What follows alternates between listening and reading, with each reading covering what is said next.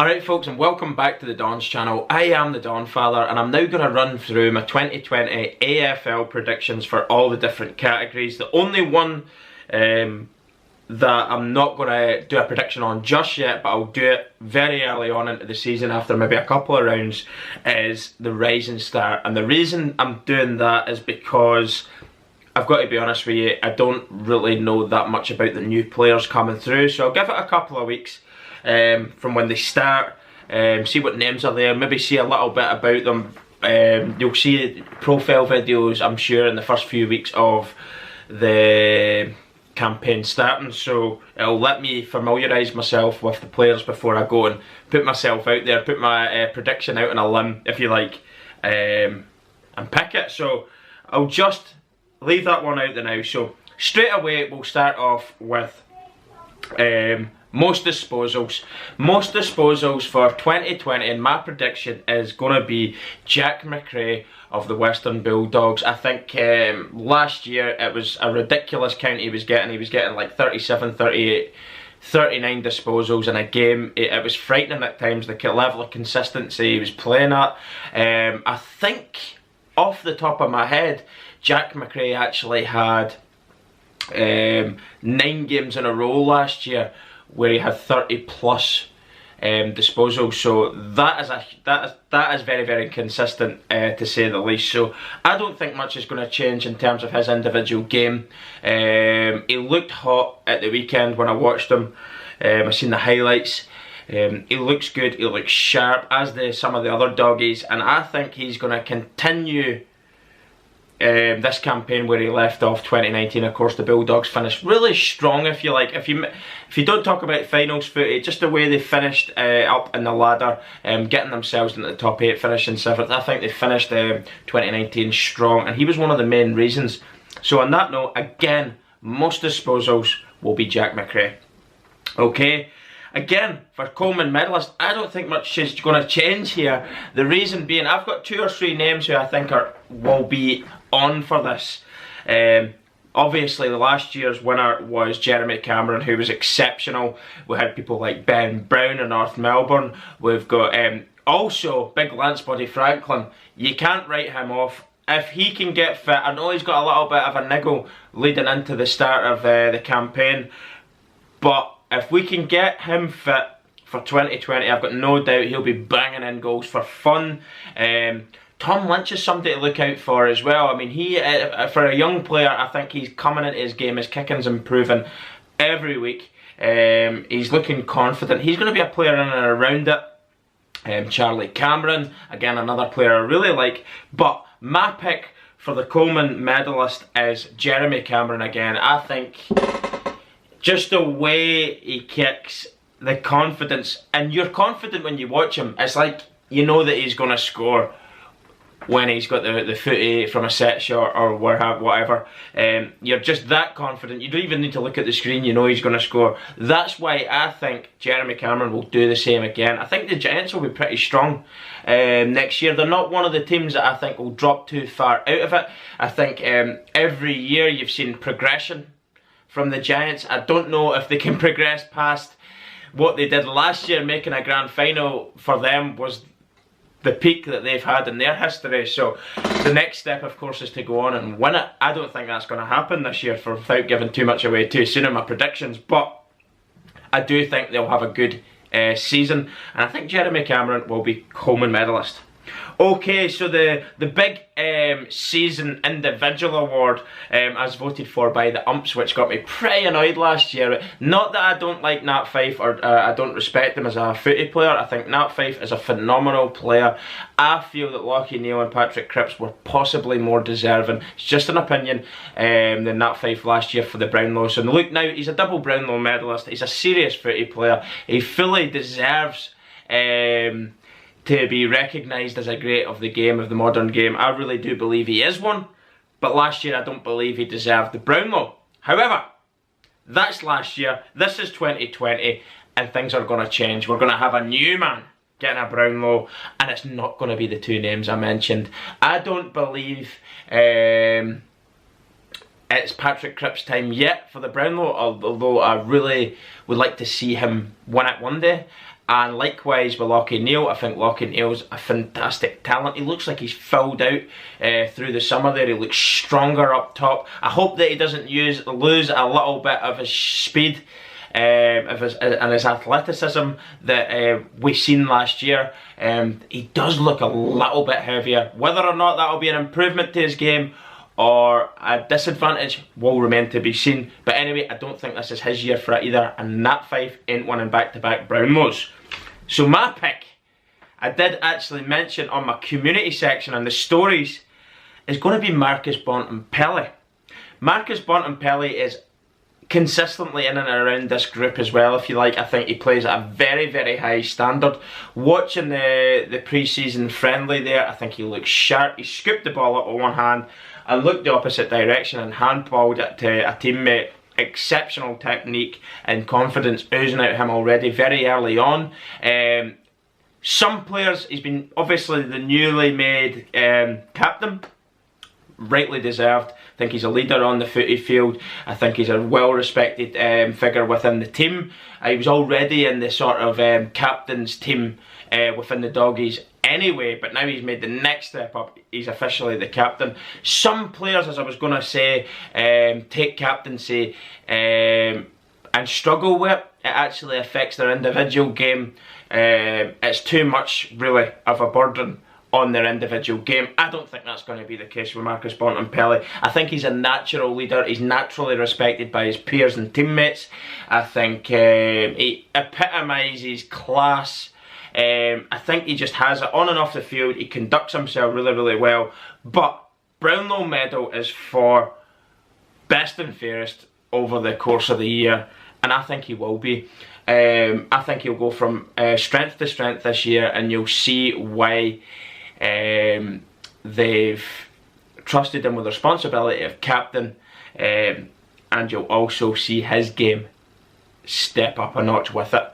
He'll use that to his advantage, and he'll thrive off that, in my opinion. So that'll remain to be seen anyway. Everything is a prediction. It's not set in stone, but I certainly, even if he does not get the Brownlow, you'll see I believe you'll see an improvement in Marcus Bontempelli's game this year, providing all these guys can stay fit and injury free. I believe that Marcus Bontempelli will be a stronger player this year, regardless of the individual achievement. But as I say, he's going to be close to it if he doesn't win it.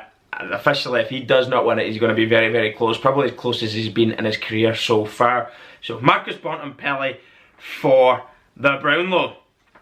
Okay, before I go into the Norm Smith medal, the runner-up in the grand final, and of course the overall winners of 2020 Premiership.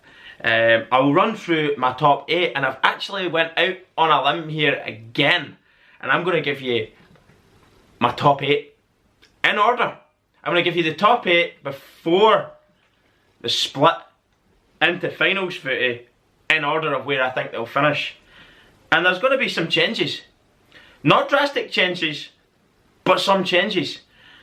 Number 1, I think, is Richmond Tigers. I cannot see much changing for this footy club. I think the way they played last year, the consistency, the level of performance they put in for the last, let's say, 15 weeks or so, was frightening. It was a standard nobody else could match.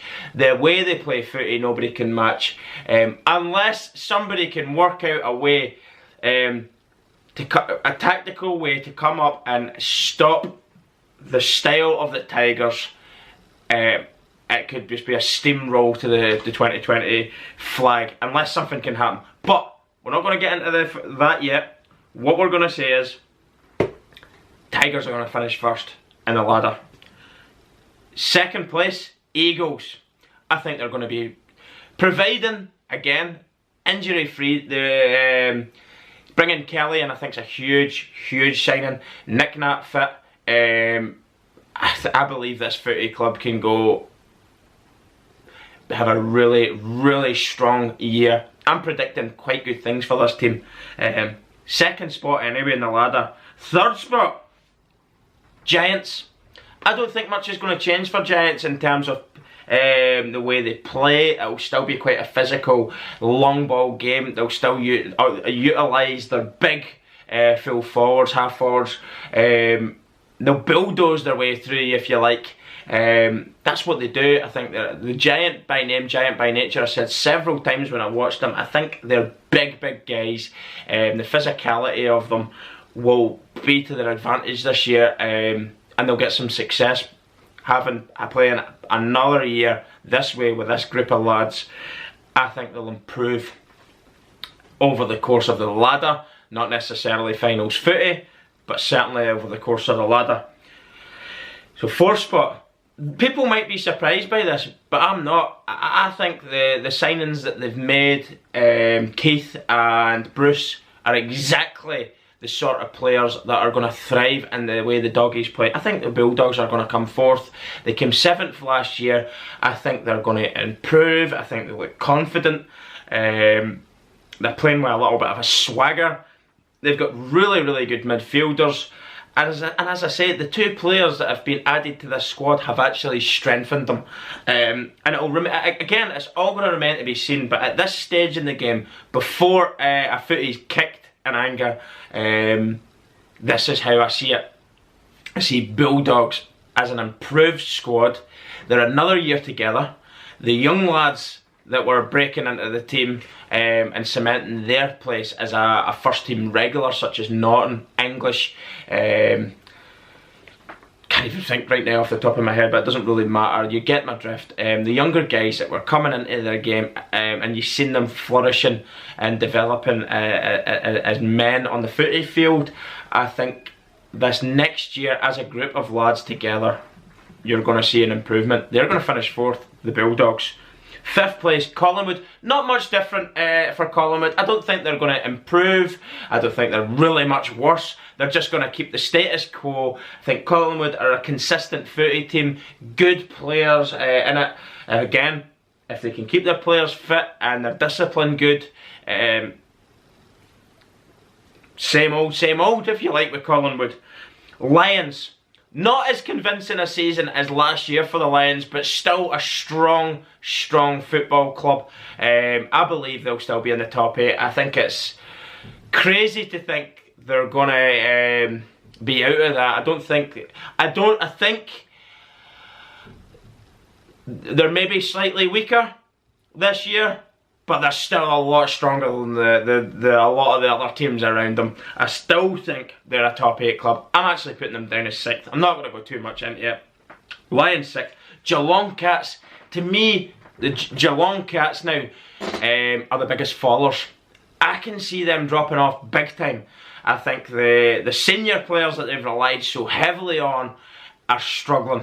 They looked like they were struggling towards the end of the year. They never had much leadership influence on the younger lads around them towards the end of the year. They just dropped off from the bye round, and it just kept getting worse and worse and worse. And I thought they were invincible, they were untouchable, they were just going to steamroll their way to the flag.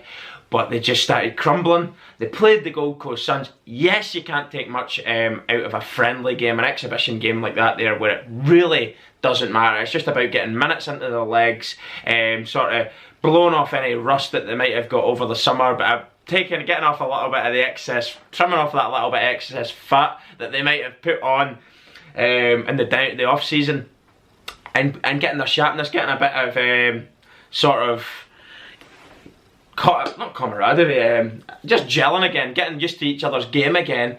But I don't think it matters. I really don't. I think losing Kelly to the West Coast Eagles has weakened them. I think the older players aren't going to get any better, are they? They're going downhill naturally. Your sort of biological clock is ticking slower. You're winding down. I think these senior players, as I said, not only were they not playing that great on the footy field, I think they lacked a little bit of the leadership that I expected from them towards the end as well. And it's just never seen it from your Dangerfields and your Ablets.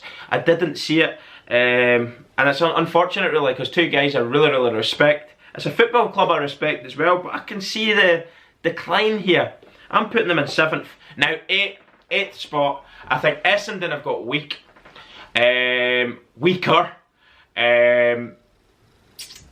I think they got into the top 8 just. Congratulations to them last year for doing that.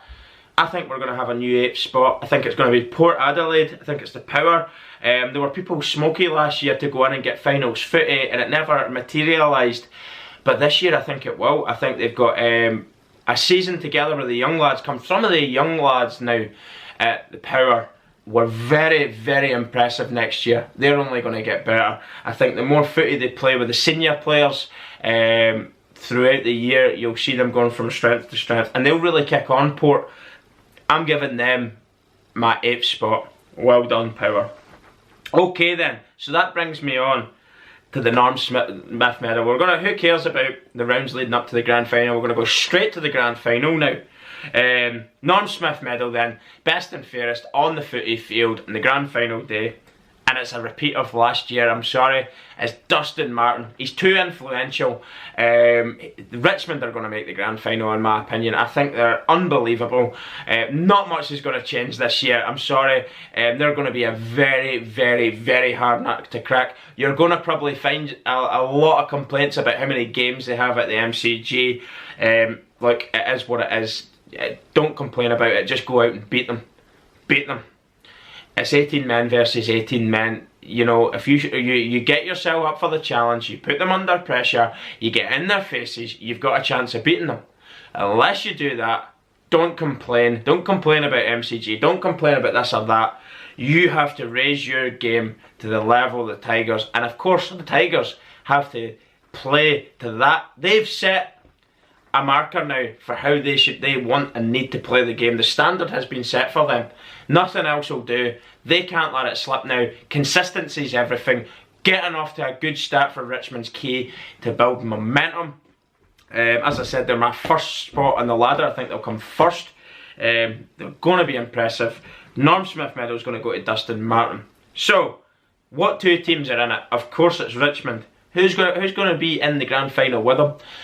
I believe my top 2 teams are going to be the top 2 teams, if you like, getting into the grand final. It's going to be West Coast Eagles versus the Tigers. I think, in my opinion, as it stands right now, before a footy's been kicked in anger, these are the best 2 teams on paper. Given where they were last year to what's been added kind of going into this year, I've got high hopes for West Coast Eagles, and I also believe Richmond are going to be absolutely outstanding again. So it is going to be a Richmond West Coast Eagles final. Who's going to be the overall winner then? Drum roll please. Okay, my prediction for winner of the 2020 grand final, I'm sorry everyone, it's the Richmond Tigers. I cannot for the life of me see much change from 2019. I know footy is an unbelievable game. It's very, very competitive. It's highly contested. It's not easy to go out and get victories. You have to work hard for them. But the way and the style and the attitude these players have on the footy field, they all work hard for each other when they've not got the footy. And when the other team's got the footy, they work hard to get it back off them. They just swarm you like bees. They play beautiful triangular handball passes. It's tiki-taka of the soccer world and the footy world. That's what Richmond do. It's sexy footy. I can't see much changing unless players left them, which they didn't. Then we could possibly talk about, oh, maybe that he's gone now, or this guy's come in. It might not be the same, but it's the same Richmond. So that's it. There you have it. There's my 2020 predictions. Let me know what you think. I'm sure there's going to be a lot of raised eyebrows. What the hell are you going on about, Donfather? I think this is quite an educated and well thought through, minus obviously the rising star, and my honesty at the start is I really don't know that much about the young lads. When I get to see a little bit more about them and watch a little bit more about them in terms of their profile, positions, you know, you've got to take into consideration the position or that they play on the footy field. Midfielders are going to get more attention, forwards are going to get more attention as well than defenders, if you like. So you know what I mean? These are going to be the guys that capture the crowd's imagination, and also the umpires are going to see them. They're going to be more analysed, they're going to have more disposals, etc, etc. So I've left that one blank just now, but I think it's quite well thought through, as I've said, for what I've picked. I can't see it be... It's not necessarily going to happen, is it? Let's be honest, it's a prediction. But I think it's going to be there or thereabouts. I don't think it's going to be massively out with that. Maybe the top 8 could be slightly different. Could the Hawks be the top, get themselves into that top 8? We'll see.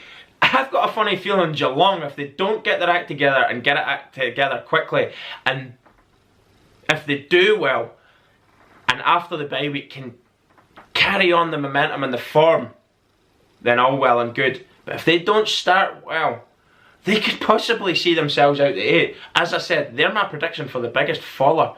Not necessarily out the top 8, but they finished first on the ladder before the finals footy, and they are, for me, they're in the decline. Football club that I enjoyed watching for a long period of last year, but possibly this year's biggest bottlers, if you like.